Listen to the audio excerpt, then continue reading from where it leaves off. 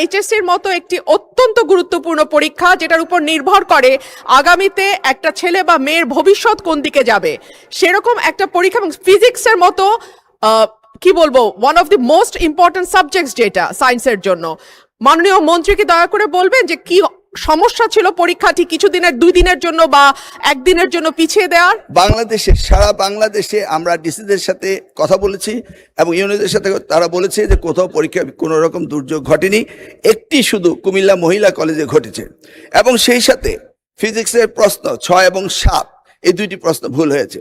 মাননীয় স্পিকার, আপনার মাধ্যমে মাননীয় মন্ত্রী মহোদয়ের কাছে আমার প্রশ্ন, এইচএসসি পরীক্ষা চলছে এবং গত 3-4 দিন ধরে আবহাওয়ার যে অবস্থা ছিল, বৃষ্টি এবং পুরো শহর, শুধু তো ঢাকা না, ঢাকা চট্টগ্রাম সহ বড় বড় যে শহরগুলো, সে শহরগুলো পানির নিচে তলিয়ে গিয়েছিল। আমাদের শিক্ষার্থীরা অনুরোধ করেছিল পরীক্ষাটি একটু পেছানোর জন্য, কিন্তু এই সিদ্ধান্ত নেওয়া হয় নাই এবং যে কারণে আজকে আন্দোলন হচ্ছে, ঢাকায় আন্দোলন হচ্ছে। আমি মাননীয় মন্ত্রীর কাছে প্রশ্ন রাখছি, এইচএসসির মতো একটি অত্যন্ত গুরুত্বপূর্ণ পরীক্ষা যেটার উপর নির্ভর করে আগামীতে একটা ছেলে বা মেয়ের ভবিষ্যৎ কোন দিকে যাবে, সেরকম একটা পরীক্ষা এবং ফিজিক্সের মতো কি বলবো one of the most important subjects যেটা সায়েন্সের জন্য, মাননীয় মন্ত্রীকে দয়া করে বলবেন যে কি সমস্যা ছিল পরীক্ষাটি কিছুদিনের 2 দিনের জন্য বা একদিনের জন্য পিছিয়ে দেওয়ার। ধন্যবাদ মাননীয় স্পিকার। ধন্যবাদ মাননীয় সদস্য। মাননীয় শিক্ষামন্ত্রী। মাননীয় স্পিকার, আপনার মাধ্যমে মাননীয় সংসদ সদস্যকে অশেষ ধন্যবাদ।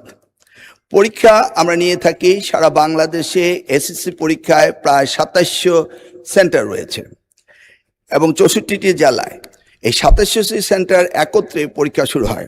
ইতিমধ্যে আপনারা শুনেছেন যে চট্টগ্রামে যখন এই ফ্লাড হলো তখন আমরা একে একে প্রথম রাঙ্গামাটি, বান্দরবন, পরে আমরা খাগড়াছড়ি এবং এরপরে আমরা চট্টগ্রাম পুরা বোর্ডের পরীক্ষা আমরা বন্ধ করে দিয়েছি। আমরা লক্ষ্য করেছিলাম বৃষ্টি হচ্ছিল এবং আমরা মনিটরিং করছিলাম। সেই সাথে মনিটরিংয়ের সময় আমরা 64টি জেলার এসপি এবং 8টি বিভাগীয় কমিশনার এবং প্রত্যেকটি বোর্ডের চেয়ারম্যান, ইউনো সকলের সাথে আমরা কথা বলেছি এবং ওয়েদারম্যান আমরা ব্রডকাস্টিংয়ের জন্য তাদের সাথেও কথা বলেছি। তারা বলল যে বৃষ্টি হবে না, সেই কথাটি তারা বলেছে। বিকেল 5টা পর্যন্ত আমরা বসে থেকে সিদ্ধান্ত নিলাম যে সকলেই বলল যে ওয়েদার ভালো হবে, সেই জন্য আমরা পরীক্ষা রেখেছি। সকালে ঘুম থেকে উঠেই দেখতে পেলাম কুমিল্লা সরকারি মহিলা কলেজের মাঠ পানিতে ভরে গিয়েছে। সাথে সাথে আমরা মেয়র সাহেবকে, ফায়ার ডিপার্টমেন্টকে, পুলিশকে, ডিসিকে বললাম যে এই পরীক্ষা কেন্দ্রে স্থানান্তরিত করার জন্য।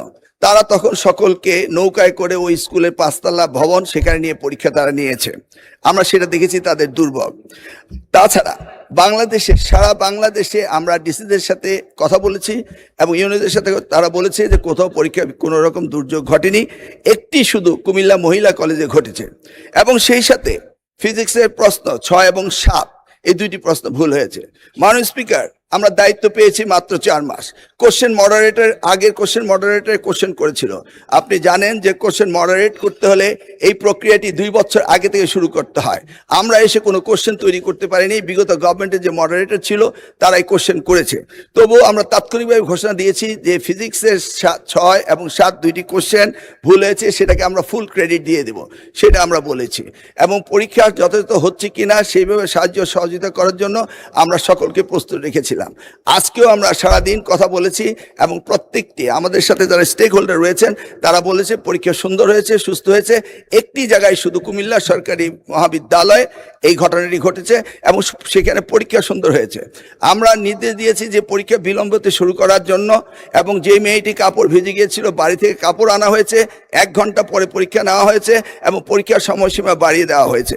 আমি মাননীয় স্পিকার আপনার মাধ্যমে জাতিকে জ্ঞাতার্থে করতে চাই যে পরীক্ষা পদ্ধতিতে আমাদের যে সিস্টেম রয়েছে সেখানে লোকাল যে গভর্নমেন্ট রয়েছেন, ডিসি হতে, ইউনো হতে, পুলিশ হতে, তারা তাৎক্ষণিকভাবে ব্যবস্থা নেবেন যে পরীক্ষা এখানে নেওয়া যাবে কি যাবে না।